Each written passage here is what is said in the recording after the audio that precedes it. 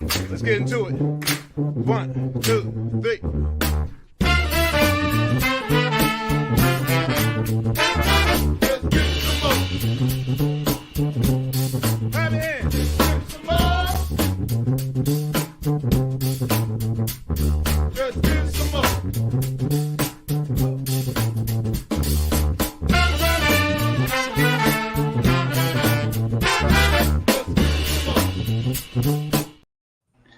Well, hello, and welcome to my Whiskey Den, your favorite public access whiskey review show where craft whiskey is king. Today we have a very special evening with Ken Schriener from AJ Schriener Spirits. We are really excited about this. Thank you so much for being here and joining us because it is a new brand release that's going to be coming up probably in the next month or so, and it's neat to kind of get something before it comes out to kind of give people an idea what's going on and get some legs to what's going on. So thank you for being here, and thank everyone in the chat for showing up bright and early. I see Kevin's out there and Morgan, Emily, good to see you. Mike, before we go any further, do you want to tell people about the Bar Cart Co-op? I would love to tell people about the Bar Cart Co-op, Patrick. All right. We are proud members of the Bar Cart Co-op, which is a collection of friends who create content for the whiskey and other distilled spirits public. The Bar Cart Co-op YouTube and Facebook pages have information about upcoming and past special shows, which happen about every quarter. From blind tastings to distiller panels to discussions of special collaborations and the usage of unique grains. The Bar Cart Co-op has educational and fun episodes for your enjoyment. Upcoming, there will be a show, not sure of the date yet, but I believe it will be covering the George Washington Distillery. And that will have Eric Wolf and Alan Bishop and Steve Bayshore on that. So please look out for that. Then we have the Distillers Talk, which is the oldest show in the group. It's hosted by Christy Atkinson and Alan Bishop. It's a conversation with people from distilleries and distillery adjacent that gets into deep and sometimes off the rails and back again discussions with their interviews. New episodes arrive at the end of the work week. And if you don't think that is nerdy enough, then check out One Piece at a Time Distillers Institute. This is where Alan Bishop answers any questions about distilling and puts them to the test. It could be individual grains, mash bills, equipment, and methodology. New episodes come out randomly, so subscribe. And we have the Bourbon Turntable, where they mix the love of music with the love of whiskey. They have conversations with musicians, writers, distillery folks, and common folks about music and whiskey. It releases every Wednesday on all your platforms, including YouTube. Our guest, Ken, was a recent guest on there. Last week, they had Van Winkle and the Spirits. Coming up this week is Miss Stephanie McNew, Highly Spirited, and they're going to be talking about murder ballads and murder cocktails. And then upcoming, they will have the Cold Stairs, Parker Barrow, Turner Wathen from Rolling Fork. And I know there's another one coming up there. Then there is If You Have Ghosts, You Have Everything, because Alan doesn't have a 24-hour day. This is a show about spirits and paranormal among us, as well as the unexplained and the spiritual. Subscribe on Spotify to get all 3 seasons. And last but certainly not least is the Whiskey in My Ring podcast, which has David Levine talking to people in the industry and industry adjacent who David finds interesting. From the unknown to the known people, David likes to get into the weeds with his guests. He does really great reviews and does a really nice, well-organized award show once a year. And David does the things that we don't do. That's it. Sorry. Got that slid out of the way. Ken, thank you so much for being here with us today. We really appreciate you stopping in and spending some of your Monday evening with us. Well, of course. Well, thank you for having me. It's an honor to be here. Now, when we always kind of start out with people, we like to know a little about your background. What did you do before you started a whiskey company? And was there a whiskey that kind of, changed everything for you? Like mine was Four Roses. I'd had Jack and some other stuff. And then I finally had something a little bit more decent that I wasn't at a rock concert for. And it kind of just changed the whole way everything illuminated stuff. And I was like, I guess I care about this. Yeah. Well, so background, from 17 till 23, 24, I was a fireman, firefighter, EMT. Was in Southern Indiana as a fireman and Greater Louisville as a EMT. So I did that, full time plus while I was going through school at IU, or Indiana University Southeast to be specific.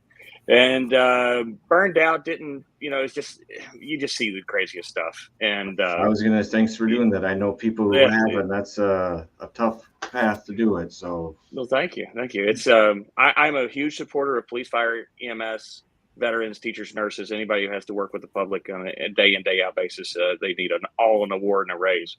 So did that, and then burned out, got some post traumatic stress disorder, went into sales, and I was terrible at it at first. I really wasn't very good because I was used to talking to people like a fireman, and that doesn't sell anything. And if you can imagine, like the most stern cop trying to sell something is a terrible, no persuasion at all. And it took me a few years, but I got the hang of it and really, really enjoyed it. And I've been doing sales since 2007. About 10 years ago, I got into real estate, and I've been into real estate ever since. And now I'm a team owner. I own Front Runner Real Estate Team. We've got a mortgage brokerage we're working on opening here in the next 30, 60 days as well. And I've been working for about 5 years on the AJ Schriener Spirits Project in the background while I do real estate full time. And that's one of the things I would have gotten to is working on a project and bringing it to fruition is no short task. No. As a matter of fact, I've asked quite a few people who are up and running kind of at the scale at which we're going to do bottle wise. And I've asked them, like, so how many years did it take for you to launch? And generally everybody's 3 to 5 years. And that's with people who are either doing clear spirits or sourcing. This isn't like they started distilling the week that they started working on it, and 5 years later they got a product. I mean, it takes years to do it, unless you're maybe a big guy, and then they could probably wrap something up and have a new brand out in 48 hours. Well, like have a new label in no time. They got 100 people working on it simultaneously too. So yeah, exactly. Yeah, my wife and I have done pretty good. We feel like 5 years was just the appropriate amount of time. That is. And so in that time frame, was there a whiskey, or what began your love of whiskey, I guess? And did that happen? Where along the path did that happen? So there's a couple instances in my life that kind of drove me in this direction. I think probably the earliest one was when I was a child. My dad would take me into the basement and on a cold winter day, and this was all before internet or more than 3 channels on a television. I think we all probably remember those days. And, we would just be talking and looking through family albums, and he would tell me about AJ Schriener and JJ Schriener and FL Schriener and his dad. And then he would pull out the distilling notebooks that I inherited from AJ that were, written from 1882 to 1936. And he would show me these papers. And I was too young to really care. I mean, I cared about the lineage. I cared that he cared, but I didn't really understand the importance of it at that time. It wasn't anything really significant to me. But so I knew we had a background in whiskey. I knew that most of my grandfathers were distillers. And that's kind of how that went. And then, drinking, I just picked up a drinking habit while I was a fireman. PTSD is, something that a lot of people use alcohol to cope. Not a great thing. But had to work through that for a few years and got myself back on track. And now I appreciate the whiskeys. I couldn't really point to one because I was so uneducated that everything was fun to discover. Like when you're new and you're novice and you're looking at the science behind it and the craft distilling, and you're looking at, God, this is a column, this is double pot, or this is a Monongahela, and this is, like you're getting into the history of everything. It's so much fun. I think the industry as a whole spoke to me more than really one particular spirit. That's very cool. Well, and that happens for a lot of people. So that's awesome. Yeah. Excuse me. How about you, Patrick? What was yours?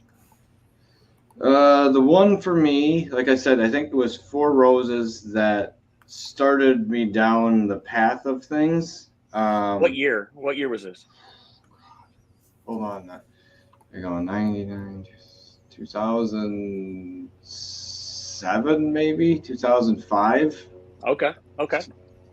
I don't know. It wasn't right away into college. It was a little bit towards junior tail end of that stuff. Is when that first kind of experience happened, and then I'll say kind of dampened out for a bit.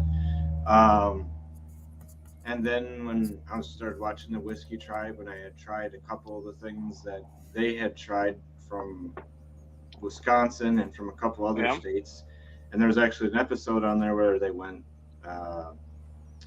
bourbon versus Scotch, and I had actually had like 5 of the 6 that they had, and I had agreed with them, and I was like, holy shit, maybe I'm not far off in my, my taste, like someone like backed up my thought process and stuff. I'm like, okay, well that's not too bad then. And then I started hey man, the validation's important to let you know you're on the right track and you're pulling the right notes out of stuff. Yeah. And I was like, so yeah, then I went down and started. You know what would have been better for you, Patrick? Here's what would have been better. If all the shit that everybody hated is what you love. That would have been the win, because then buying whiskey would have been cheap. Like, it would have been like, you don't have to pay secondary for everything that you like. That is true. We did have a friend who had a channel for a while where he went through some of the worst, god-awful stuff that was out there. Oh, yeah. I used to think there was no such thing as bad whiskey. I really did. I was like, there's nobody's making bad whiskey. And then I was wrong. And I was proved wrong. Somebody brought out some stuff. I don't want to insult any brand, so I'm not going to tell you what it is or what the bottle looked like, but it tasted like rancid vegetable oil. And I was like, oh, well, okay. Well, you just proved me wrong. And that was a $300 bottle. So I'm going to think about that. Mitch, you've been quiet over there. What was the one that kind of spurned you on to stuff? Now, I know you have quite a history, but what was Go ahead, Mitch. It was actually just Old Foe 86, because before that I had only had whatever rail whiskey was at a bar, right? So it'd be like, I'll have a whiskey coke. So it was normally like Kentucky Tavern, Kentucky Gentleman, right, something like that, or maybe Old Crow, and it'd just be like, alcohol, yay, tastes kind of brown instead of vodka, right? And then they had a Old Foe 86 with a Glencairn at Liquor Barn in Kentucky, and I was like, that's a fancy glass, I'll buy this one. Awesome. And I was like, this is a lot better than the normal stuff. Yeah. Well, at Kentucky Gentleman, Kentucky Tavern, and Old Foe 86 are still respectable even at their price points. Those are great lower price point, drams. Yeah. And Old Forester at the time was pricey for me, right? Because I was making, $8-9 an hour. So that was a $20 bottle. It's like, hey man, this is like 3 hours of my life that I'm exchanging for this. So yeah. And one headache later. Maybe.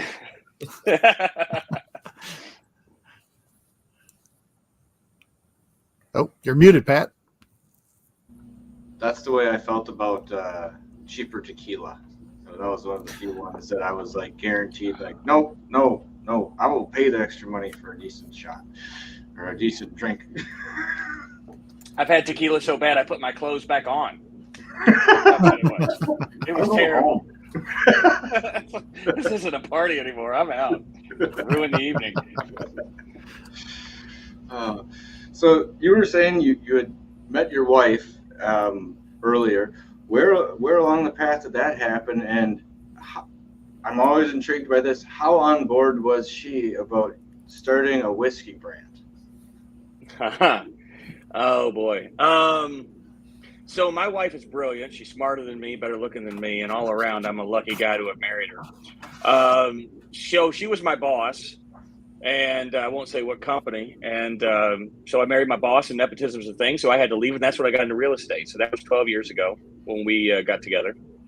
And so she had a corporate relocation. It took us to Kansas City, and we weren't, I was not excited about it because real estate is a very hyper-local business, and I had a very good business. And so her asking me to move out there so she can, be groomed for, director level positions, things like that at a big Fortune 200 company was not my idea of fun. And part of the deal she made with me, she goes, whatever you want to do, you can do it. Whatever it is. Find something you want to do it. And I was like, what do I do? I've got this golden ticket, right? Like, how many guys get this in their life where their wife says, whatever you want to do, just go do it? Not many. And so I called my dad, who had the books, and I said, hey, Dad, can I have those books and see if I can't, those distilling notebooks, see if I can't, just investigate them a little bit. And that's where it started. And she was on board from the very beginning. Now, she's had moments of reservation when you look at how much it costs to start a whiskey company. Like, there's a lot cheaper ways to make money. It's a pretty difficult way to do it. So, that was always a concern. We had to watch our P's and Q's because we basically funded this whole thing ourselves.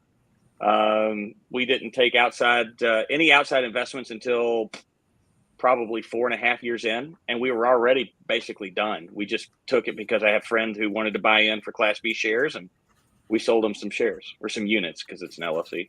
But that's so far the only investor we've taken any money from, and it was all us. So that was her only reservation is, are we doing the right thing for the family? Are we making sure we're not spending ourselves into obscurity buying barrels?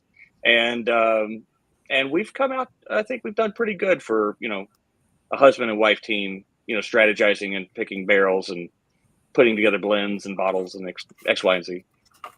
That's excellent. So is she involved in some of the blending or picking of barrels? It sounds like too.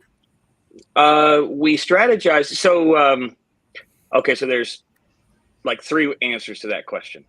The answer is yes. She's co-CEO with me. Okay. So we co-CEO the brand.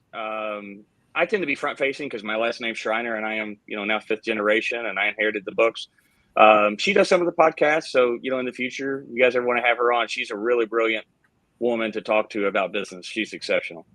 The flavor profile that we chose, and one of the things we wanted to do, we had some ideas in the beginning. We were like, hey, let's do a component blend. Let's take some of the mash bills that were being used more commonly in this time frame, and let's try to blend something that would be similar. Let's try to source something that would be similar. And we couldn't do it. Not authentically or in a way that we felt like would be honest and right for the brand. Because I could sell you an 80-20 component blend and I could go buy the stuff to do it, or I could source it from, some of the behemoths and tell a story. But the whiskey is going to be very similar to what you're getting in other products. And that's uncomfortable for me. So we decided, hey, let's go only from craft distillers. And we want this to be a tribute to the funky dusties that you get when you're pulling, old whiskeys. So hopefully you guys got a little bit of that funk. If you put some ice in it, you'll get a lot of sweet tobacco and mint on the finish. You'll open it up more and you'll pull a lot more out if you get a few rocks in it. And it's something we're really proud of. So yes, did she help me pick the flavor profile? Yes. Did she help me run the company? Yes. But we leaned on Alan Bishop, our distiller and blender, to really inform us of what barrels he wanted to make it happen. I don't tell Picasso how to paint. It's one of my life's rules. If I partner with you because you're good at something, why the hell would I stick my nose into it? Like, I ask you to do something, he does it, and he's exceptional at it. And we went through some revisions to get the right flavor and the right profile. But I trust Alan to do what he does because he's one of the best in the world at it. Yeah, he's got some skills. Yeah, he's pretty smart. But aside from the distillation is respecting the history. So and he's very good about that. I have a question though. Aside from things like the recipes that you found in the books, are there other notes that were equally or more interesting that had nothing to do with it? Well, I mean, if you wanted to like how to clean wallpaper in 1910, they had some stuff for that, or leather varnish. There's a recipe for leather varnish in there. I don't know why it's in there. But so the books, there's 5 books. These are the high profile, like the digital copies that I printed out, like exceptional, like, cause pencil fades over 120 years. So you got to pump up the contrast so you can read it. There's one full book full of mash bills. So if you wanted there's some things in there that are kind of unknown now, like sour wine yeast, that's in there, or they call them night yeast, and all these different ways to create different yeast strains. Cause he was considered a yeast maker, for a lot of because at that time, master distiller wasn't the top of the chain. It was distiller and then yeast maker, and he was the distiller and yeast maker. So I got a whole book of yeast strain cultivation techniques. We've got a bunch of mash cooking methods that are different, gone to time, that are not used anymore. A lot of people cook rye like they cook corn today. So you get this scald up to 173, hold for such amount of time, then drop type of thing, and that's a different. If you're doing rye, which was more common back then, there's completely different ways to cook it. And so we've embraced all of the pre-prohibition style things that we can from the books, not just mash bills. Because as you guys know, mash bills it seems like the big piece, but when you consider what yeast you're using, what still you're using, what water you're using, what temperatures are you cooking at, what's a barrel proof entry, how long does it age, where does it sit in the rick house? There's so many variables that are going to affect a flavor that I could say, oh, we'll use our Grandpappy's mash bill for the first one, and I could be honest about it, but it wouldn't be honest. It would be, the consumer would be getting gypped, and that's not what we wanted. So we were very particular about making sure we could tell a true and authentic story that aligns with the brand. Are there any mash bills that you've looked at and said no? Yeah, there is. So we have probably 20 to 25 different rye mash bills recipes. Some go as detailed as how long you cook at what temperature, or some are vacuum distilling. I mean, we've got some really intricate stuff in these books, stuff that you would be surprised that existed in 1920, 1910, 1890. But, we have about 7 bourbon recipes, and we tried one of them, and the White Dog was enough to, I got a heck of a palate and tolerance, but this stuff was rough. So, the prototype for the rye or for the bourbon, we just set it to the side, and we decided, rye was mainly what was made pre-prohibition. That's where, we want to stay. And so we've done everything with a rye base. Yeah. That we want to stay authentic to. We shine like the headlight, our lens is focused in the past. If it doesn't have a foothold in history, I don't think I want to do it. Pat, you're muted again. Sorry, there was a plane. This is better than hearing a jet plane. Thank you. I think that's what we and a lot of people are starting to appreciate is some of the things that were done in the past, because they actually created a different flavor profile, like you're saying. Like, there is more punch, there's more flavor, and it's not, and in some cases, much more oily than what you were getting from places. So it's harkening to the past, but it's also giving a more full flavored approach to what you're looking for, in my mind. Yeah, a lot of these barrels that we sourced for this is the AJ Heritage Rye that will be on the market hopefully by August 1st. Even if it's not in stores, you'll be able to buy it hopefully through link on our website. About 90% of the whiskey, I would say, in that bottle, Alan made, and he did it in a very specific fashion where he put it into the barrel at 107. Proof, instead of going in at 125 or 120 and just letting the years take care of it. Pre-prohibition, the typical entry proof was right there, 105, 107. And if you're doing double pot, although because you can't strip it to get those super high yields and those super high alcohol contents, but you get a lot more viscosity, you get a lot more flavor. When it goes into the barrel at a lower proof, you get more flavor. And we specifically pulled certain barrels just like that, with those types of techniques, to pay homage to that in our first blend. Now, Mike, I know, have you poured this one? Because I've been sipping on it a while. Yes. And my apologies, Mitch. I'm sorry, the mule, I got a broken leg. And sorry, everybody. So it's funny. I actually, I just had UPS had a breakdown. We were sending bottles and labels to our creative designer when she was in Arizona. And she didn't get them in time either for some meetings, because I guess something broke down with UPS and screwed everything up. So, Mitch, I'm sorry. Yeah, Don't show up for them. it's fine. I will get some eventually. Don't worry. Shoot me a text of what you think about it after you get it.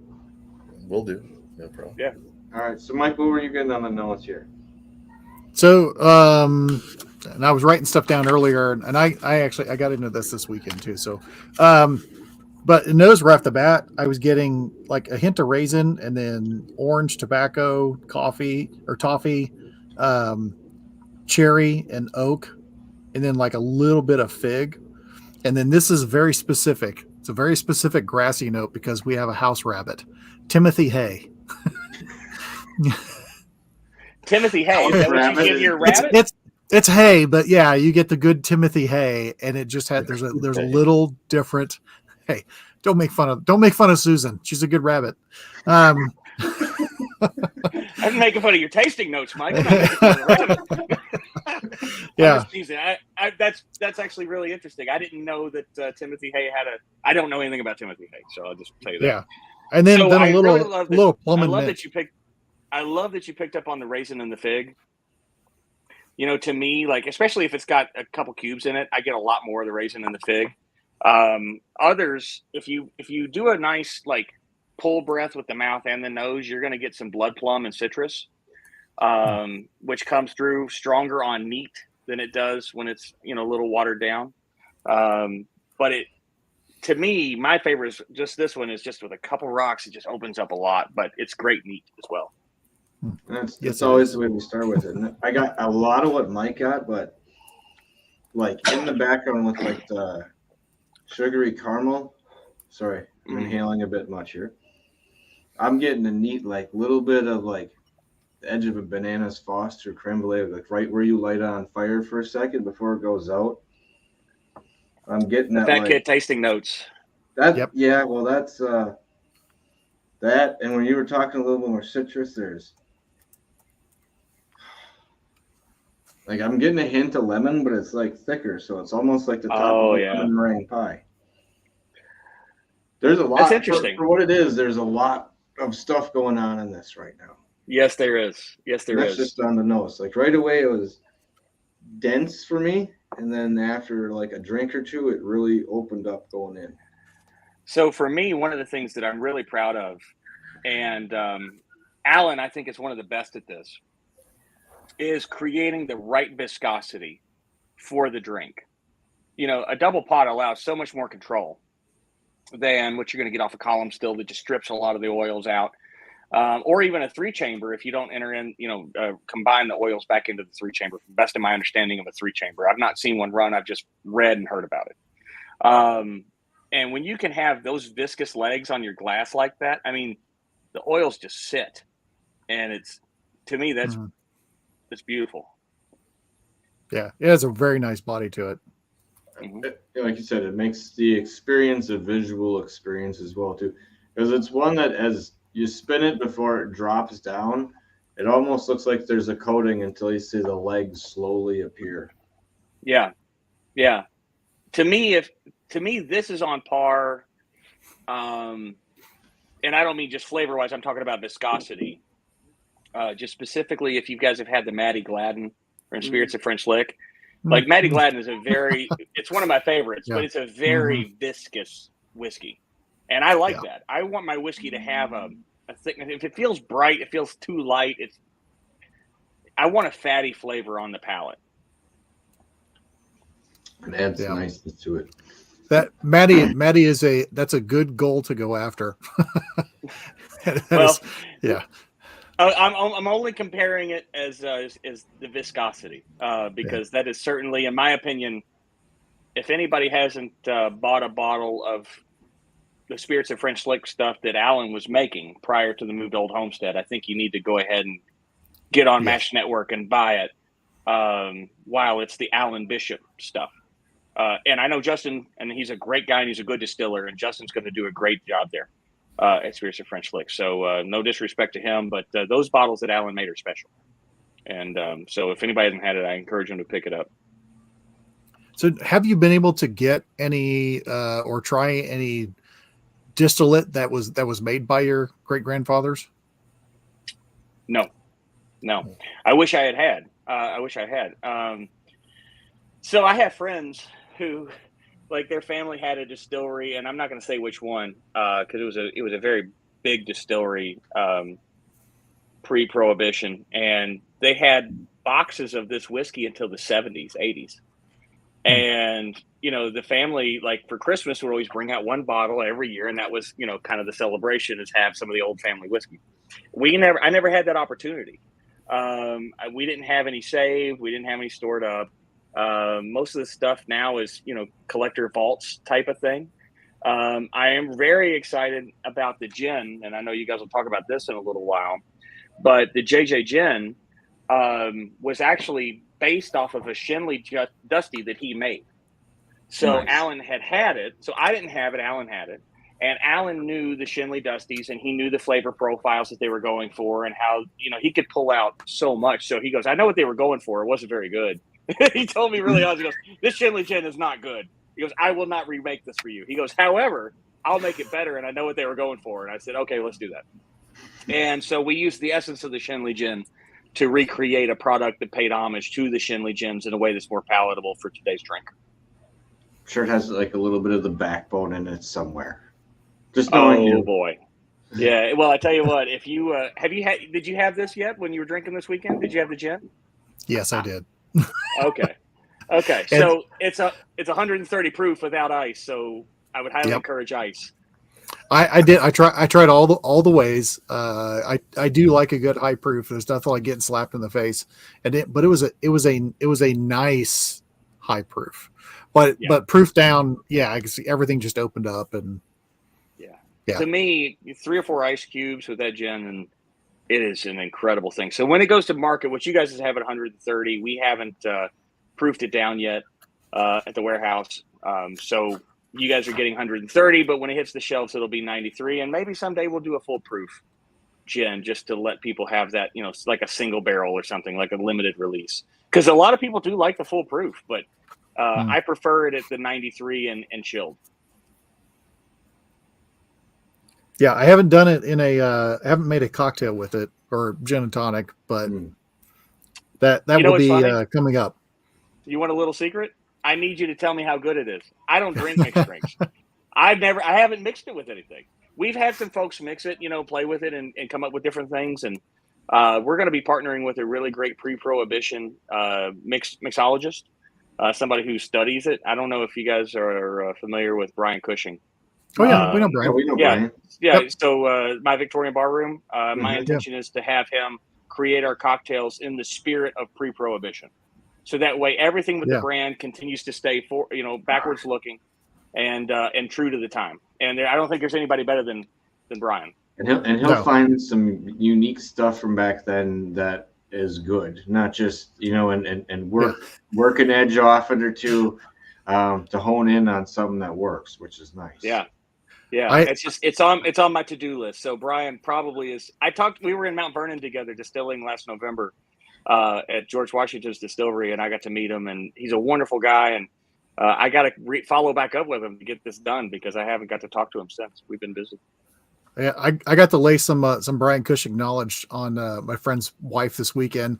She was talking about, she got called out on her wine consumption by her doctor. And she was saying, well, it wasn't that much because I have 2 glasses of wine. And so then I saw the glasses, which, they're the newer style wine glasses, which hold half a bottle. I said, well, traditionally the wine glass that was offered only held a certain number of ounces because that's what's for. She goes, that's not true. I go, oh, I can show you where that's true because I can show you pictures of a guy who has those glasses. Like 2 glasses of wine from that you said that was okay from way back in the day. That was a totally different glass of wine. Have you guys been to Home Goods and they have the giant glass of wine like sitting on the floor? That's the one that I envisioned. Like, I needed a stiff drink at the end of the night. I'm gonna have to get one of those, and I'm only drink one, doctor. Trying to see one of those people deal with drinking it because they want to try. I'm like, you're pouring it on yourself. Oh yeah. Or somebody else's. It's for self-humiliation if you try to drink any of those things. Yeah, but today's wine glasses are bigger and bigger. What was that show? Oh God, my wife loved this show. girl was sleeping with the president or something. Scandal. You guys remember Scandal? Mhm. Remember that TV show? My wife loved that show. And anytime I walked into the living room when she was watching it, the only thing I ever saw this lady do was have the biggest damn glass of wine. The glass was the size of her face. And she's like sitting there on her couch, sipping it all sophisticated. And it's just the glass is the bottle. And I was like, well, this is going to be a trend. And COVID helped, I think, probably that. Yeah. I do remember seeing that because it was like some good happened, some bad happened, some whatever happened. Like, she had a red for everything. I was like, geez. There was a red for all occasions on Scandal, yeah. So my girlfriend's favorite glass is the one bottle glass because I don't drink wine. So if we ever open a bottle of wine, it's like, well, that's all you. She's like, well, now I don't have to get back up and refill my glass. This is great. I just pour it all in this fish bowl on a stem and just, have it with dinner. Oh God. Have you guys ever seen It's Always Sunny in Philadelphia? Tell me you have. Yes. Yeah. All right. Yeah. So I'm in the right room here, folks. These are my people. You remember that episode where they go to the bar and they drink the blue hole out of what was out of a fish bowl or something like that? Yeah. It was just blue water out of a fish bowl. Yeah. Yeah. That's where that's where we've gone in society. Oh, sorry, I'm trying not to smile. My face hurts. It's Always Sunny. It's a staple in my household. Yes, as it is mine. It's a great show. Interestingly, that glass was a gift from a coworker because he knew I drank a lot. was what he said when he gave it to me. So he gave your girlfriend He gave it to me, and I gave it to her because I was like, well, I don't drink wine, and if I put a whiskey bottle in here, I will die. So, like, oh man, probably for you. The wine hangovers are the worst. I can't drink wine. 2 glasses of wine gives me a hangover when I finish the second glass of wine. Like, I get a headache and dry mouth, and I can't do it. I can drink whiskey all night. You give me a couple glasses of wine, I'm going to be hurting tomorrow. I can go to like a wine tasting, but I can't, like you said, if I have a bit of it or there's some flavors or tannin notes in some of them where I'm like, nope, here you go. What do you mean? Like, nope, something bad's going to happen. You just take that. It's like with the wrong curry food. You're like, no, this is a bad idea. I've heard rumor, and I don't know if it's true, that a lot of the ethyl aldehydes that are cut out in the heads during the stripping run, you do your low wine, so you do your stripping run, and you're going to drop your heads, even though you probably poured them back in from the low wines. I've heard, and I don't know this to be true because I'm not a distiller, and I'm certainly not qualified to speak on it, only from hearing other people talk who are smarter than me, that the ethyl aldehydes in the wine is, one of the things that causes the hangovers to be so much more cruel, because you're pulling them out during a stripping run on a whiskey or a gin. You're not pulling them out on a vodka at a high proof or a wine. That makes sense. I've heard sulfites. I've heard a lot of reasons. I think the reason is I'm whiny, and therefore I don't get along with wine. There you go. That's the cleanest joke of the night, folks. There we go. Yeah. So, by the way, do I need to stay PG for this show? I will. Nope. Okay. Nope. You're good. Is this YouTube under 18 safe? One of those things. I got to be careful. It has to say once you're 5 minutes in, you're usually okay. So okay. It's YouTube that has an algorithm, not us. We're honest about this is a drinking show, so your 5-year-old should be watching. Well, she's downstairs watching right now, and I'd like to thank Alan for that bit that blurbed in. Did you guys see that too? I don't know if you saw the little. Yeah. Yeah, that was nice of Alan to do that. Thank you. What's he about? The bill? And I'll say he's confirming it because he's who I learned it from. Yeah. So I appreciate you, Alan. Thank you very much. I was going to say, for not distilling, that's pretty in-depth knowledge. That's pretty good research that you're paying attention. I'm serious. Well, thank you for saying so.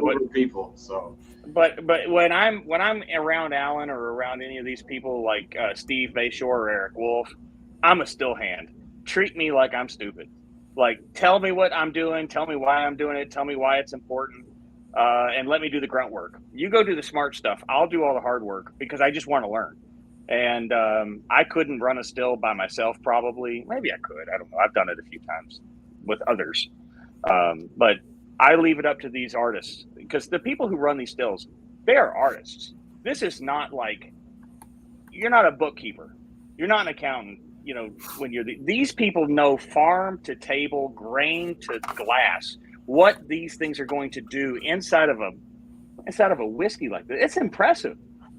You know, I'm a business guy. You know, I'm looking at P&Ls and selling stuff all day. It's a whole nother level for me. So I'm just happy to have partners who are as good as Alan is. And Mike, on this gin, what were you getting for flavors? Because when I got into the tasting of it, it was like a first of what I was not quite expecting from a gin. So good job, Alan, or whoever helped you with this, because to be honest, before we started liking gin on the show, we had all had the pine sol, or you licked that hanging from your parents' mirror, and that was what the gin was experience. So we were very hesitant. But we've had about probably 6 to 8 now that have come on the show. I think that have been changed our minds. Stuff. And go ahead, Mike. One, I'm curious. Can you talk about the botanicals in the gin? Or no? To a point. Yeah. I can talk less about where we're sourcing the craft whiskey from for this, because I have to be respectful. But this we made. Alan was nice enough to allow me and my father to come in and help make this gin. And my mother and Maria, we were all there. And so we can talk about, I'm happy to share as much of this as I can. And I think I could probably tell everybody what it is. And, it would only build, fascination with the product. It's not going to be anything that's going to bother me or Alan, I don't think. So I'm going to tell you guys rapid fire at me, and I'll answer any questions you got. Well, this at the higher proof, without really putting any ice or anything in it, is really impressive. And I might just use this in cocktails and stuff. No, you know what I mean? I know what you mean. It does not have any of the things I dislike in some gins in it, or they're very minimal or muted. I hate anise. Okay, black licorice. I just am not a fan. I do tolerate it in things that are fantastic, and I will say that it's good. But I like the way you say I do tolerate it when I have to. But there was one time Alan was distilling on his farm, and he made something, and then I was like, well, if you just allegedly made some distilling, it's in a non-disclosed location. But if you just would have left that one thing out, this would have been beautiful. And it was great the way it was, but I was just being honest with my own flavor profile. Well, everybody has their taste. I'm like you. I don't like the Christmas tree, flavor. It's not my thing. I do really like a dry gin with a little less juniper, because I think it's a cool evaporation. Just how subtle it is on the tongue and how fast it goes away. But that's not what we wanted for this brand. So, well, I guess if you guys don't mind for a second, I'll pontificate on the process and what we did. And go ahead. Okay over there, Patrick? No, I'm excited because it has a really nice viscous opening note. And then when that clears and goes down, it opens up bright floral, citrus, little lemon. There's some darker notes on there as well, too. It's a lot of more fruity notes than I would expect from a gin in this instance. Sorry, I'll let you go. Sorry, but yes, I'm quite pleased. As a matter of fact, I prefer to hear you guys talk about it. So my first recommendation for anybody who, if you guys do have ice, I like to let it get a little cloudy. If maybe Alan can chime in, there's is it Lucian? The word I'm not. Lush. Yeah, it's almost like an absinthe as it cloudies. It really opens up. So we cooked the botanical run as you would cook cook it with at absinthe temperatures to secrete more flavor from the botanicals that we put in. And I say we because I was there, but Alan basically did this. So he made me feel good, and he let me pour stuff in the still, and I felt really accomplished. And so, like, that was the extent of me being in part of this. I just was more on the flavor end, like, okay, I like this, let's do this, type of thing. So there's a few things that make this special. This is gin for whiskey drinkers. That's what this is. And consistently, I've given this to gin drinkers, and they say, because they like the Christmas tree. And that's cool, man. Everybody's got their thing. There's no problem with that. Everybody likes it. But if you're open to whiskey, if you're a gin drinker who also likes whiskeys, I think you'll be very happy with this, because the first thing that's different with this gin that most people have never done is that this is a rye base, okay? So instead of distilling a neutral spirit like what you would have in a vodka or like a no-taste neutral spirit, we actually use the low wines, which are the base product, for this. So the low wines are actually the same low wines that are 90% of what's in this, 80% or so what's in this bottle, okay? So we didn't strip the flavor out. That's why you have a thick, fatty flavor that coats your tongue that's super viscous, because we did not want to eliminate that. And as actually the first gins, like the first Genevieres, were rye-based. So we're actually sending this back in time prior to Prohibition. This is going to probably predate Prohibition by, I'd say, 100, 200, 300 years with the rye base for a Genevieve or a gin. Second thing we did was Alan, when he tasted the Dusties, he knew there was lemon, citrus, lime in the Dusty. He goes, I know what those botanicals that they're going for are. And he could pull it out. I mean, the guy, Alan's got a palate that's incredible. And like, this guy's like tasting notes, like he pulls things out of the air that make my head spin. So, he goes, hey, this is where we're at. This is what we need to do. And I said, okay, great. So we pulled this in. There's a lot of lime, a lot of citrus, vanilla bean. And you're going to get, and this is my favorite part of this, because the vanilla bean and the citrus is this perfect mid-palate kind of finish. And then once the finish takes over, I get a lot of honeysuckle, because what we did is we took local honeysuckle and we ran it in the gin basket. And we distilled everything at the absinthe temperatures to secrete all that flavor, push it through the gin basket with the honeysuckle in there. And then what you have is this fatty citrus, vanilla, honeysuckle magic on the end. And I'm blown away with it, because prior to making this gin, I was not a gin drinker. And now I will trade this out for my own whiskey. That's how good this is. I will drink this every night of the week and be just fine. And especially over, a hot Father's Day weekend. I don't know what the temperatures were like where you guys were, but where I was, it was 95 degrees. This is a very good, just very fresh, drink that it's great for summertime. That's why we call it Kentuckiana Gin. That and the fact that the TTB did not have a category that we would fit in. So we can't call ourselves London Dry. We can't call this. We can't call that. We had to create a new category. So we created Kentuckiana Gin, which is where it's from. Wow. Yeah, everything you said, I had written it, because I had on the nose. I had orange, honeysuckle, vanilla, a little bit of lime, and just a little juniper. But drinking it, there was like a creamy orange, and then the vanilla came through. And I will say, that the citrus and like the lime comes through more with the rocks, which you could save on tonic, or save on your limes for your flavors. Yeah. It's wonderful. It's wonderful. Like at the 93 proof that Alan's talking about, because Alan was like, look, a lot of the pre-prohibition gins, you could go 80, 85, 90, maybe a 95 gin. But those gins were distilled with those proofs for the ages that they were at, and for what they were running on those column stills. For what he's doing on a double pot and what we did when we distilled this, 93 was the right number to pull out all those botanical flavors and all those fruity notes and not create a Christmas tree or something extremely dry.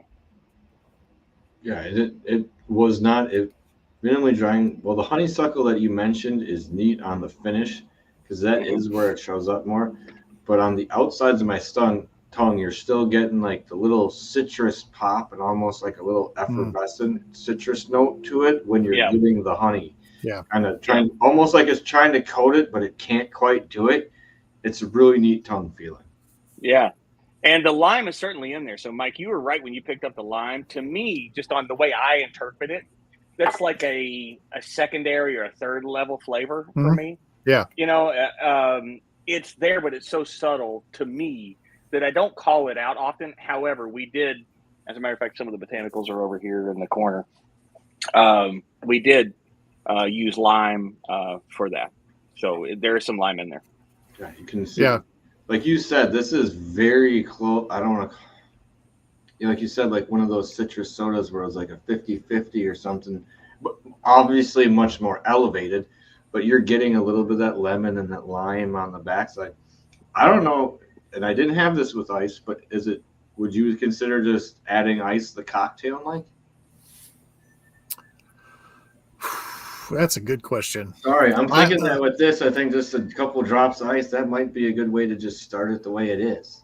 Well, I mean, for science, tomorrow night I will have it both ways, strictly for science. Tonight I'm not going to, but I mean, I like I said, I like higher proof stuff. It was like super enjoyable with ice.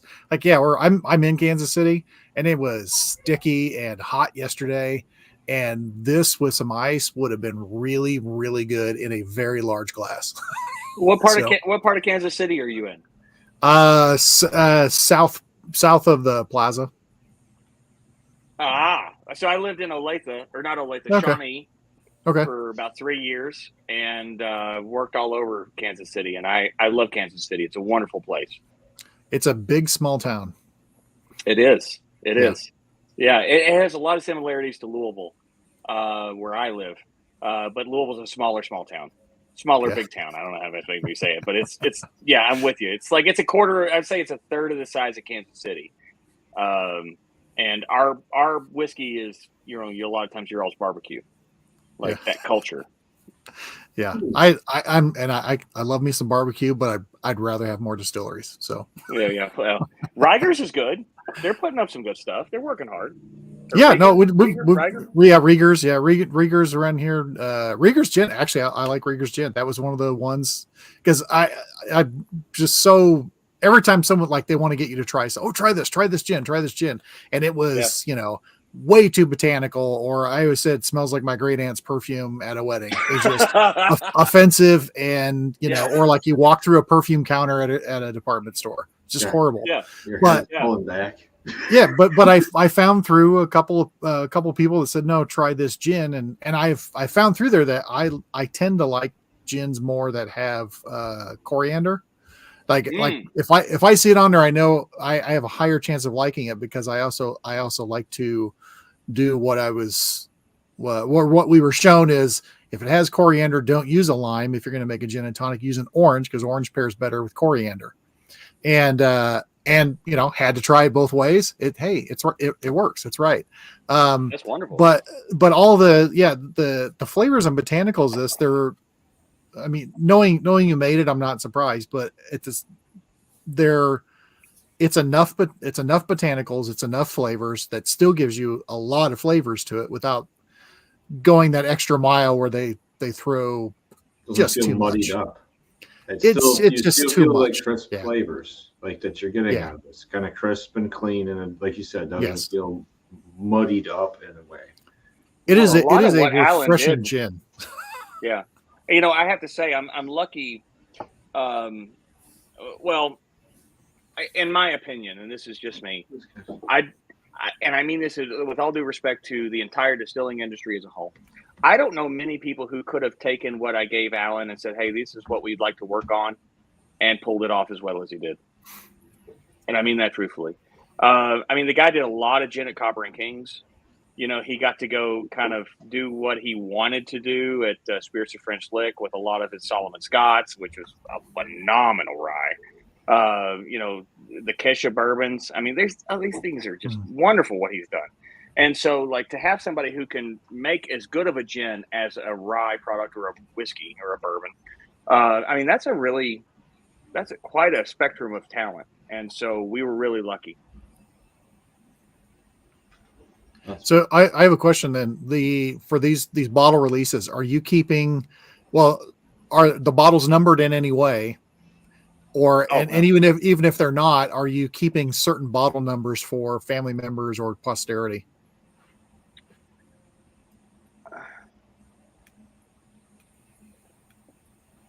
Yes, I don't have an exact number, so I'll talk to you a little bit about how I expect the first release to go, if I can maybe just kind of expand. Sure. Alan has he's very passionate about whenever he does a tribute to a person, which is what both of these are. You know, they were both pre-prohibition, well-known distillers that had their time and really impacted the industry. He has a history, and I think you guys probably know this, of pouring out the first bottle at the gravesite. I don't know if you guys know about that. Yep. So first bottle always goes to the gravesite. And so we tend to honor that agreement. I shook Alan's hand 2 years ago when he said he wanted to do that, and that's what we'll do. So bottle number 1 goes to the grave. Okay. The next bottle, in my opinion, I'd like the next 2 or 3 to go to my father. He did 40 years worth of research to give me the documents to start this company. I'm starting this company on the backbone of the documents he secured to secure that family lineage. And then after that, we're going to do a 24-hour pre-release for veterans, police, fire, EMS, teachers, nurses. If you'd like to go to ajschreinerspirits.com/join, or just go to ajschreinerspirits.com, click on join, type in the chat box that you're a veteran and that you're interested in updates on AJ and JJ. We're going to send out a early release link, and you'll be able to buy it through the website 24 hours before it goes on market to anybody else, because we appreciate our police, fire, and EMS, veterans, teachers, nurses. They sacrifice for us. It's the least I can do to at least give them 24-hour access. So they'll have first right access, and anything left, that's what gets put on MASH Network and distributed. Very cool. Mm-hmm. That's a good way to set it up. So I like that it's cool that you're going to get to share some of this with your dad as well too. I mean, it's one thing going through the stuff and bringing it up, but when you actually have the bottle of your own to share with it, that's pretty awesome. So yeah, he has a bottle, you know, that's not like, so these labels, like this one doesn't have the front labels on it. It needs a seal on top and needs a ribbon through here, and you know, the ones, like I said, we're doing some revisions on the ones that we got, so things are slowing down, but he will get those. And then and you know, I wish I'm the Kenneth Andrew II, and I wish my grandfather was around to have it. I don't know how he'd feel about it. He might kick my ass. He didn't want any of our family being in whiskey, so he might be flipping over in his grave right now. I don't know. I'll find out when I get to heaven and or hell, maybe, hopefully heaven, and he'll tell me how he feels about it. But in the meantime, I wish he was around. I'd give him a bottle too. You would think, you know, like, God, if you could go back 100 years and get your great grandfather's opinion on the whiskey you put his name on, that'd be pretty cool. I can't do that. I wish I could, but I can at least draw inspiration from his notebooks, and that's what we're doing. Are you documenting your own journey with all this stuff for posterity for the next group? Actually, yes. We have a great filmographer. He's going to be also directing a short video about kind of the trials, tribulations that we've gone through over the last 5 years. We've recorded every Zoom meeting, every in-person get-together, every distillation moment that we've done. I mean, there's a few things here and there that we haven't recorded, but just about everything that we've done for the last minimum 2 years, but probably 3 or 4, has been recorded. And we have a great filmographer, and he's working through that data, and he's going to, you know, kind of put together some interesting videos for people to see, because starting a whiskey company is a hell of a lot harder than people think it is. You know, I sit down with folks who, you know, they want to do what I've done, and, you know, they're on the same path, and a lot of folks don't even know where to get started. I mean, this is a hard industry. If you didn't work for one of the bigger corporations, or, you know, you're not in the industry as an influencer, kind of like what you guys are, you really have limited access to what a good next step would be. So you go, okay, well, I figured this part out. Well, this is one of 1,000 steps. So what's the next step? And then you got to kind of keep going like that. So, yeah, we're going to share some of the challenges, share some of the fun, and let everybody kind of follow along in our process. I'm not saying it's going to be like a great, Netflix series documentary or anything, but you'll be able to watch it and see what we've gone through. I think that's actually a good thing for a lot of people in the industry, because there are a lot of, well, like we were saying, you're saying it's about 5 years, and we were saying that's people who want to start a distillery and actually wait for things to come out that are of quality in some instances are waiting that time too. Well, that's a lot to ask when you're starting to think that most businesses fail within their first 5 years. So I was going to say, just bringing it to fruition itself is a big accomplishment. Yeah, and if so there's a lot of folks, and I can nerd out on the investor side of this or on the businessman side of this. I can speak businessman a lot better than I can speak distiller, right? I'm an enthusiast. I've been an enthusiast for whiskeys and gins for a long time. When it comes to, selling stuff and, business, I'm much more in that wheelhouse. And I'm very honest about that. I come to this industry from not a distilling background like some of the greats. I'm very much just a business guy. And when I inherited those notebooks, I thought, so whiskey's very important to me, and our family lineage is very important to me. If I didn't share what's in those notebooks or try to recreate it for today's day and age, 120 years later, I would be doing a disservice to myself. I'd be doing a disservice to our family, and I'd be doing a disservice to the drinking industry in large. Because so often, most of these records during pre-Prohibition, they're gone. They were gone. So let's just talk about, 1917, Congress passes the Volstead Act, right? It has to be ratified by 36, 35 states, something like that? 36, yeah. Okay, so that happened in 1919. So in 1917, my great-grandfather picked up and moved to Canada to start distilling for Seagram's, right? Because he knew what was coming. All these states are going dry. They ratified the 18th Amendment. Volstead Act is happening. And so we have, this situation where, the history of that time in Louisville, let's say you're in Louisville, bourbon capital, right? In Kentucky, I think there's 108 distilleries right now. I think in Louisville headquartered, not distilling, pre-Prohibition there, I think there was 305. And I've asked somebody, I read this somewhere, asked somebody, I would encourage anybody, please research that and tell me if I'm wrong, because I would love to know the exact numbers. But we are still a third down in Kentucky from what we had in Louisville pre-Prohibition. So Prohibition happens, the state confiscates everything. They burn any sort of information or bust up stills. People throw it away because it's not useful anymore. All their, all the mash bills and cooking methods and everything that they were using. And then you also, and the people don't talk about this, we had the 1937 flood in Louisville. The 1937 flood wiped out downtown Louisville. Wiped it out. There's still property records. As a real estate guy, if I want to look up property records pre-1920 on a home in Louisville, Kentucky, I may not be able to get it because it was floated away down the river in the 1937 flood. Like, these things are gone to time. And I got these notebooks and I thought, oh, God, this is phenomenal. Like, literally the name of the company, how they cooked the mash, the yeast that they used, the mash bill, everything about it lined out. And if I didn't do something with that, I would be kind of doing a disservice to the area and to the industry. Because I want people to taste something that they couldn't buy. They can't buy now, and you couldn't get it for the last 100 years. And I hope that it's my goal to bring back as close as I can to what those things were when it was really those legends doing it. And that's what we're working on. Will there be a point where some of the books will be public? Nope. Real simple on that one. Those have been, so F.L. Schriener, so AJ, who is on this bottle, this is AJ's picture. We're working on this to make it a little clearer.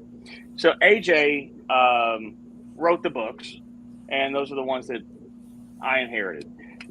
His son, FL, was a distiller in Belmead, Virginia, and also in Montreal, from what we understand was Canadian Distillers Corporation, which, from best of my understanding, was kind of it was like the Whiskey Trust in the United States, but Seagram's controlled it. So Seagram's had a lot of control in the United States during Prohibition and post-Prohibition of what was being distilled. Those methods and everything in those books came from AJ to FL. FL handed them directly. He gave them to my dad, and my dad gave them directly to me. And they've been secret in our family for 100 years. I don't think I'm at liberty to share them. And if I did, I feel like I'd be doing the family a disservice. But I want to give things to validate to people that they are not bullshit. And what I've been doing is I've been validating it with newspaper articles. So, newspapers.com is a wonderful resource now, and there's a lot of other Shenley advertisements that you can get, history that's so much available now. So what I try to do is tell everything and show everybody everything that's publicly available. If you want to Google it, man, you can find it. I'm not making it up. The only thing I'm not going to show you is probably the distilling books until I've used up everything that I could probably use, and then maybe I'll share it. But I won't. Well, I who's don't to say want that to. doesn't give? Sorry. No, go ahead. Who's to say that doesn't give? If the next generation or someone wants to be involved, it doesn't give them an idea of something to go off of. I would love it, and I would love for rye to be made the right way. And so, funny enough, on the seal over our Heritage Rye, it says "Rye made the right way," and then on the gin it says "A rye spin on classic gin," and that's kind of how we're marketing it. And so, what we've done on the first batch of bottles is here. It's probably better to see on this one. We've put the bona fides. These are publicly available quotes from different sources that you could find most likely online. Every one of them you could pull. People have sent to me, or I found them online, and you can go through and you can read about the history of AJ Schriener and how important he was to the industry at the time. Because people don't know who AJ was. He was a distiller. He wasn't a baron. He wasn't rich. He didn't have his name on a bottle at the time. His colleague did through American Medical Spirits. So AMS was one of the big four. So Harry Wilkin, who started with AJ, he actually had his own brand. And if you see some of those bottles, they're pricey. They're really pretty. And I actually just found one. I think I found one of those Harry Wilkin bottles in the have you guys been to Las Vegas and been to the Mob Museum? Yeah. And there's there's the distillery at the bottom of the Mob Museum. We're missing somebody. Well, anyway, they had some of those old American. Yeah, flip. But some of the they had some of the bottles from the American Medical Spirits Harry Wilkin stuff in their kind of showcase for the pre-prohibition stuff at the Mob Museum. I was really excited about that. Good stuff. Was there anything in them, or did they let you try them, or? No, it was empty when I saw it. Was it? Okay, Now there was one that sold for like 3,700 euros 15 years ago on some site that I found. God knows what it'd be worth today. Oh, I won't even want. Yeah. yeah. I have no idea. Too rich for my blood. Yeah. No, but that I always love when stuff like harkens to the past and pulls forward, because so much was lost in the past, like you said. Like there was a whole section of things just being gone. So being able to pull something that was there is just neat. And this gin is. We can tell a true story about it. Yeah, it is good. We can tell a true story about it, and I can be really, really honest about the characters in my family. And they all got. It seems like AJ stayed clear of the law, which was a good thing, but his brother didn't. And his son didn't. And, we were all kind of wrapped up in the legal system here in Jefferson County, Kentucky. And, I want to tell an honest story, because I'm not going to lie, and I won't bend the truth to be, I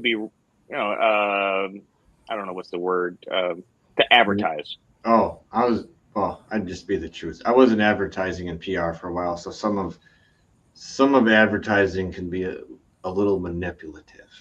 Rather than just so someone asks you, I'm like, yeah, I wasn't a big fan of knowing some things and knowing what they were doing and then being okay with it afterwards. I'm like, it's kind of shady. And I would say a lot of times unnecessary.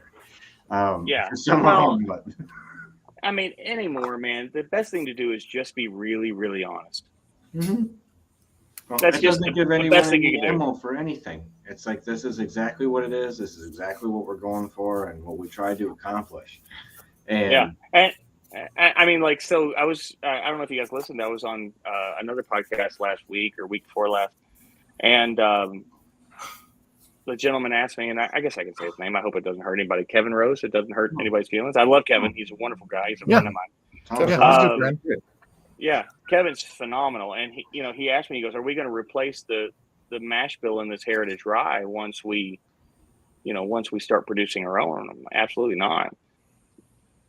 Absolutely not. I love this flavor. What's in that Heritage Rye is phenomenal whiskey. Mm-hmm. And as long as I can source it up until the point where I'm distilling it and it's ready to go, there'll be no change in profile, because we will be contract distilling what makes that Heritage Rye and putting it in the barrel ourselves. But you have more control over it, which is nice. Well, I just want to make sure that we have a steady supply, because we're not going to be releasing a lot of stuff. I mean, if you get this stuff, I mean, you're lucky, and I don't mean that in a tongue-in-cheek way. I mean, it's like we're only going to release right now roughly 1,000 bottles a quarter for the next year or two.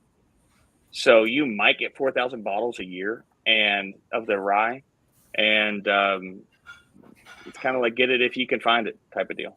Well, and we've seen with other places, and at least you're setting attainable goals that aren't too lofty.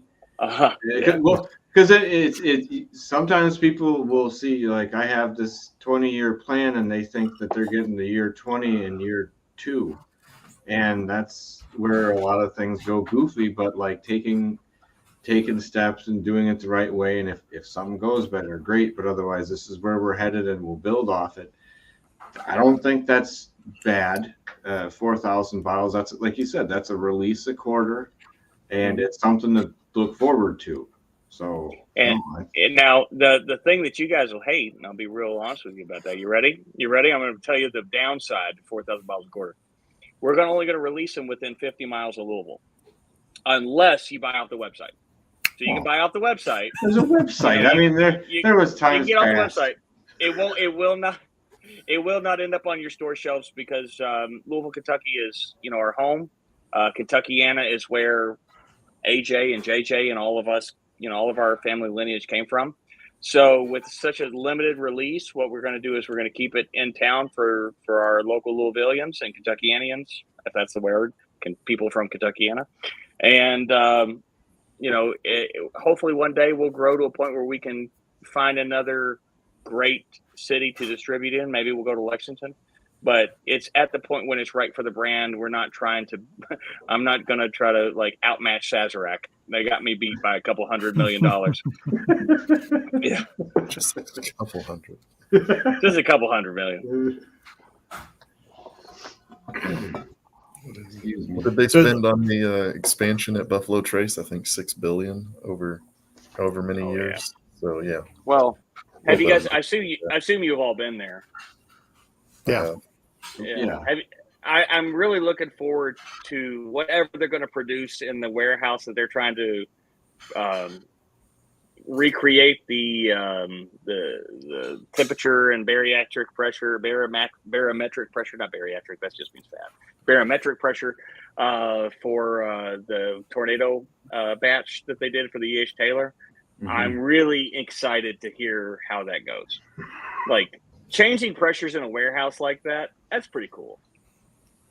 Yeah. You're doing something fun, Yeah, I mean, like I like that. Yeah. I mean, that's a cool way to because pre-prohibition, what were we doing? We were doing 48-gallon barrels. We were doing steam heat. They would have rapid aging warehouses where they would steam heat it and then drop it, and steam heat it and drop it just over and over again to try to get an idea what the flavor was going to be. You can find all those if you guys go look at the old Sanborn insurance maps. A lot of these White Mills, Lindale, they all had these rapid aging houses, and they're actually drawn out on the maps.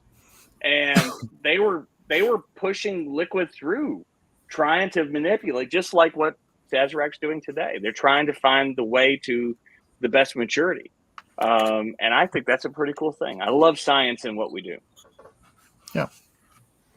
Mhm. It'll be $1,000 a bottle, but Yeah. When they just start blending it into everything else, when it's 7%, I don't know. I shouldn't say that. Mhm. But there's some brands that like to mix 7% of whatever fancy stuff they got in, and then call it Mhm. something fancy, and then Yeah. yeah. But I'm gonna hold my tongue. I live really close to Crestwood, so I'm gonna stay quiet. it's there are not many companies like oh my God, Compass Box, who will just give you the list of everything they do. Yeah. And be like, here, and then we're gonna name it our own thing. So yeah, I understand what you're talking about. Yeah. Well, when you want to do something special, do the whole thing special. Don't do a little drop of it in each bottle and market it that way special. I think that's my position on it. Man, the rye has this neat creamy note in the middle of it too. Now, obviously, I've been going back and forth for a little bit, but that has a really neat, like, little creamy note before the rye spice kicks in on the second half. Ken, I am really enjoying both of these. I like the rye quite a bit, but I'm going to be honest, the gin kind of threw me for a bigger loop than I was expecting. Man, you know what? So you are very much in line with just about everybody I've talked to. And I'm not kidding. Like, everybody goes, this gin's phenomenal. And so, like, I sit back and I go, is the whiskey not good enough, or is the gin that good? Gin, right? The gin is significantly better. Yeah. than other gins. And so at the $60 price point, because we're going on the market, recommended MSRP is $59.99 for that gin. From what I understand, and I've done my own, price analysis from different brands, but the brands that most people tend to go to for the higher end gins is between that $70 and $80 point. We're going to be about $10 short of that for our release for what this is. And that's a really good price point for where we're at. And that's where I wanted to be. I want to be on the low end of premium for each category, or ultra premium. So this one will be $119.99. So that's going to be, I hope the clear in your throat wasn't you choking over the price. No, I was thinking about having this. That's just one of those shitty timing things. No, I was gonna say, because if I just choked you up with the price, I have to laugh. No, but yeah, $119.99, and that's what this one will be. That's on the low end of the ultra premium price point, depending on which scale you follow, because we want it to be attainable, but we need people to know, hey, this is a super limited batch. You're not going to get a lot of these, and we're going to do batch 1. And we're going to follow it all the way through. Batch 2, follow it all the way through, and they'll be batch numbered and bottle numbered. And what we're trying to do, I'm not promising this. We are going to do our best to put a certificate of authenticity for everything in the first batch, and have them all signed, all the bottles signed by Alan and Maria and I, and my father. Very cool. Sorry, that's a very cool adage to it. Whenever you get a bottle or have something extra like that, that's very cool. Well, man. These things are special. Well, whiskey is whiskey. Look, man, whiskey is a special thing. Like, to me, like, a well-built guitar, like something that is built to last, to share, to show people that you can just, like, that expresses who you are and what that bottle is all at the same time. And those things are important to me. And I want everybody who gets a bottle of this first or second batch to go, you know what, I got something really special. Yeah. I think they will, totally. So if you guys would love to write a review, I need some recommendations for my MASH network. I don't know what they call it. There's a thing I have to fill out on the website. These are the people who like your whiskey, and we can write something. I think that's easy enough. Yeah, I would appreciate that. Yeah, they'd be happy to do it. Yeah, man, I would mean the world to me, and I'd appreciate it. No. Oh, hey, Donald, good to see you. A little Canada in here. Nice to see you pop in. How have you been? Donald's one of the most knowledgeable Irish whiskey people I know. Is that fair I to love say, it. Mike? I'd say one of the most knowledgeable that everybody knows. Yeah. Yeah. Anything you want Hi, to know Donald. about it. So the thing that surprises me most about the gin is like you said, it's a gin for bourbon drinkers, and I think that's where you're going to get the most surprise. Whiskey. But you're going to get the most surprise comments out of that, just because it's not what a lot of people would go to for gin. Or I mean, I think people that drink really good gin know better, and people that just have gin, like they're the same people that buy the cheap vodka or whatever else. It has one purpose in life, and it's fulfilling that purpose. But now the flavors and everything off of the gin, I think they're so unique amongst in my narrow window of gin, it is unique amongst that, because it's hitting the sweet spot. It's just enough botanicals, enough flavors, that, and what it's pulling out with the mouthfeel and everything else. I think you're going to sell a lot of gin.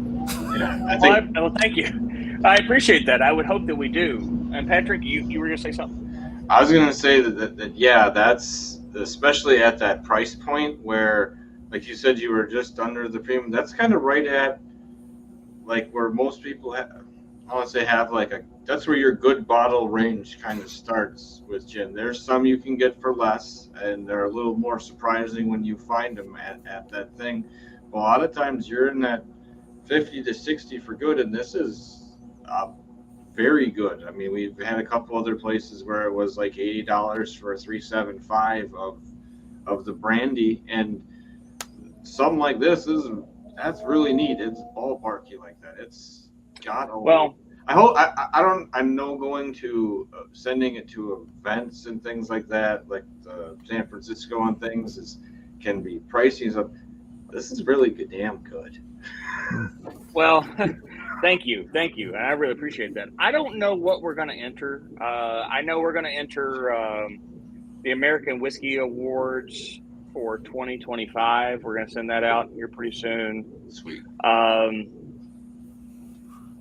I have my own opinions about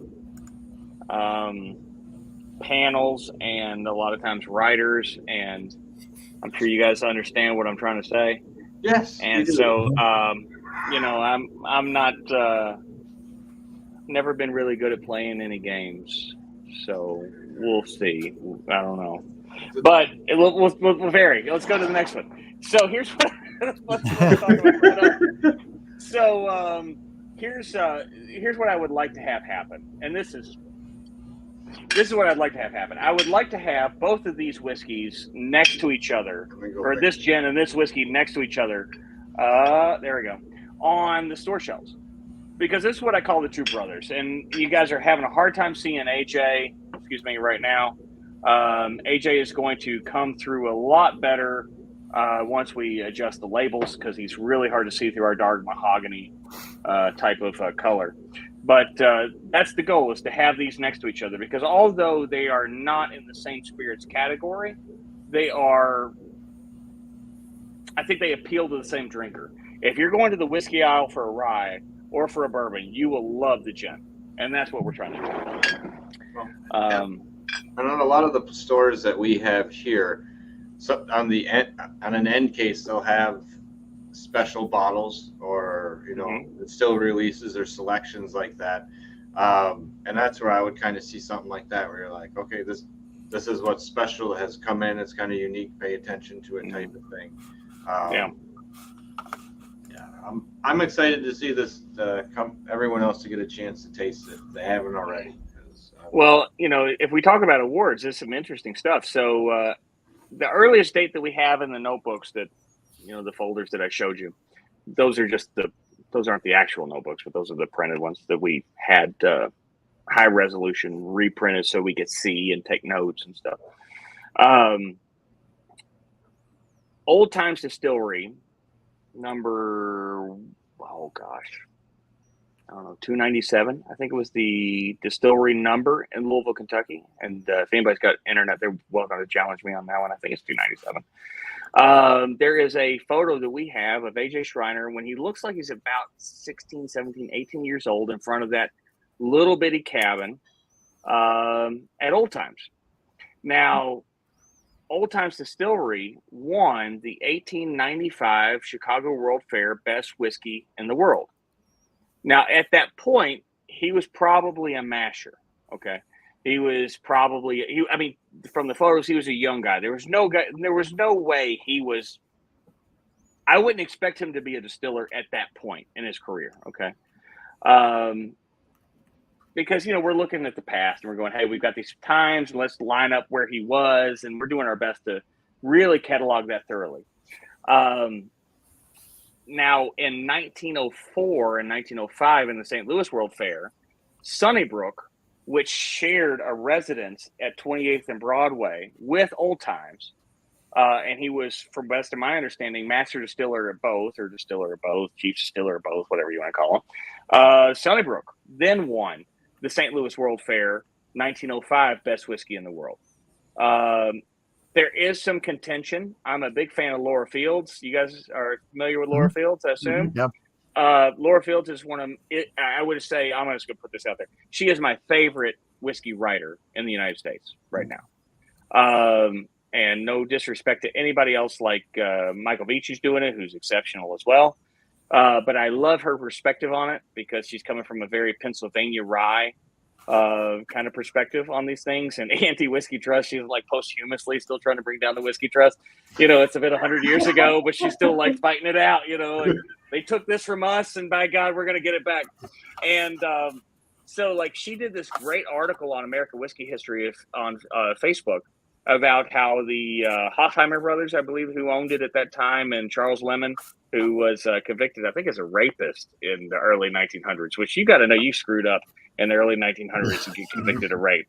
I don't know what to say about that one. But anyway, so there were some seedy characters who owned these distilleries, and she has some evidence that said that somehow there may have been some bribes. So I can say that it was good whiskey. There may have been some bribes involved, which is not uncommon. I think probably even still to today for getting votes and whiskey medal, types of things. But it was good. It won awards, 1895 and 1904. And I've got some of the stuff on this bookshelf. If you guys want me to grab it and show you, I can show you some cool stuff from the 1905 and 1895 World Fair. I'm okay with that.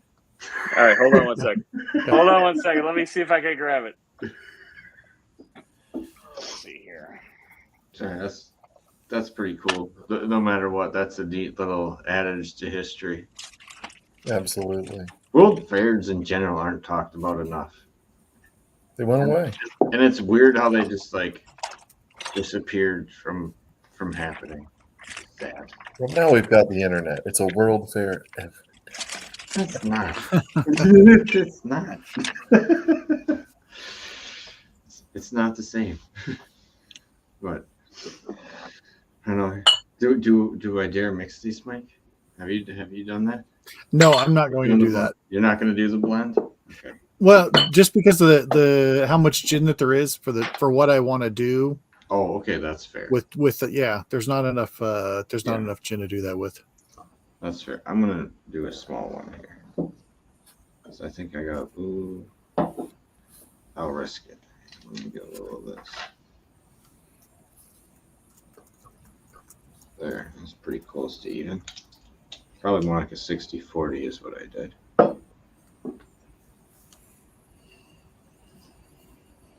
Oh, this is neat. You got like you know what I'm gonna guess is I'm gonna I would guess that it would make the rye more herby and floral. Well, herby floral, yes, but on the first pull, I got like baked rye bread on the back end. So it was like a cooked little bit to it. But yeah, you're right on that. Speaking of rye bread, we're new to Lincoln, and we found a bakery that has absolutely amazing rye bread that Morgan just bought like 3 loaves of, and it was like less than $3. So Wow. That blend was So- crazy. So just to help me out, where were you saying you got the baked rye bread flavor or baked bread flavor? I did a blend of the rye. We usually do a blend at the end of the night with stuff just to see how things go. And sometimes it works out great. Sometimes, even though you think it'd work out great, it goes the opposite way. Right. This is really neat. This leans to like, you can tell it's almost a hybrid by jumping into it. But like on the nose, I got baked rye bread on the back end of it right away. So Citrus. pre-prohibition, I love what you're saying. Pre-prohibition, a lot of the yeast starters were Fleischmann's bread baking yeast. And so I have recipes for yeast that start with Fleischmann's. And I was like, are you serious? This guy wrote this down 100 and something years ago or 80 something years ago. So so here I am Googling Fleischmann's bread baking. You can still buy the damn thing. Now, it's not the same yeast culture as it was 100 years ago. It had to have transformed, but it's still available, and it was still what they used to start, because there was different, I think there's wet yeast and dry yeast, and there's different types of acid. I don't know all the ins and outs of it, but Alan does, which was interesting. And so, I lean on him for all those things. But yeah, it does mention Fleischmann's bread baking yeast in the books as how to start some of these yeast cultures, which is pretty cool. So when you're talking about getting that bread baking yeast type of flavor, you're going to get that from those early pre-prohibition type of drinks. So here's a corkscrew from there we go. We're gonna do First this. prize. That's just cool. First prize, Old Times Whiskey World Fair. Wow. And this was one of the old school corkscrews that they had. Nice. Sorry, I'm a history nerd. Sorry, that's cool. I am too, man. I love this. I'm actually we're gonna put this in a shadow box and hopefully display it at wherever we go as far as our tasting. This is an original pass to the World Fair in I think this is 1895. So you see, they built actually the distillery. They built a small version of the distillery at the St. Louis World Fair, because previously in Chicago they were so successful. They were like, okay, well, you won. Let's bring you in. You can build. And so I think the World Fairs in those times were running a year or two. So they actually set up a World Fair, a small distillery that mimicked what they had in 28th and Broadway. And here's another one. The red passes, from what I understand, were reprints, but it's the same thing. That's awesome. And then here's some old Sunnybrook stuff. I've got a bunch of this stuff. I got all kinds of it all over the place. But but that's all. If you do open a place, that's all great stuff to have. I mean, pulling that from that, actually getting to see it, I don't know. It means something to me, and you can tell you care about history too. So. Oh well, I don't think today I would recreate a brand looking towards the future of whiskey. What I would like to do is look towards the past and say, hey, let's revive it in a respectful way so people can have the things that have been washed away by time. So here's an old Quaker bottle from the 30s. That's one of the original labels. So AJ's brand was the Old Quaker. He was the chief distiller at Old Quaker. This was one of his labels. And the Old Quaker gins were JJ's. And so, and the Shinley gins, they had some Golden Wedding, which would be the rye whiskeys, was the Golden Weddings, I believe. And then they had Silver Wedding, which was the gin. And then here's some of the old Shinley bottles. Neat just to have. Yeah. That's and awesome. There's a really cool, there's an Old Times bottle around here somewhere that's got the old wicker handle on it, so you can just pour yourself a pint, any time of the day. Cleaning out cold mines is getting tough, so you go ahead and have a swig. That's neat. Well, yeah. That's awesome. I want to say thanks for coming on the show, Absolutely. Ken, because this has been enlightening to what you're doing. I'm happy with you paying an homage to the past that actually has a past to pay homage to. Thank you for saying that. Because there's like we said, there's some other people that just make too much stuff up. But I mean, your past is actually there. That has affected some things, and I think what you're putting out to pay homage to them and respect them based off it is really good. Well, if I was going to say anything, just look out for what we start producing next year. That stuff is going to blow your socks off because it's going to come from these books. And I'm very proud to have somebody like Alan take these things and say, hey, here's what we got to do to make it as accurate as we can for the time that we live in. And it's my goal. If I don't do anything new, it's new to us because it hasn't been made or prepared or distilled that way in 100 years. And that's the way I would like. That's, when you see that bottle on the shelf, because by God, it's going to be expensive and there's going to be limited quantities of it. You need to know, hey, they did their best to recreate exactly what your great grandpa was drinking. I think. Oh, I see something. You must have had these in here, Mike. Sorry, I missed that. Oh yeah, Chenley's and cream at that. That was neat. So well, if you zoom in right on the center of that, I don't think I have that power. Okay, so there's Harry. If you go dead center, to the left of dead center is Harry Wilkin, who was the chief distiller and problem solver for American Medical Spirits before he went to Shenley. To the right of it is my grandfather. A.J. Schriener is the yeast maker and distiller. If you go you take Harry Wilkin, you go to the left, that's Albert Blanton. Yeah. That's awesome. Just some names. Just some names.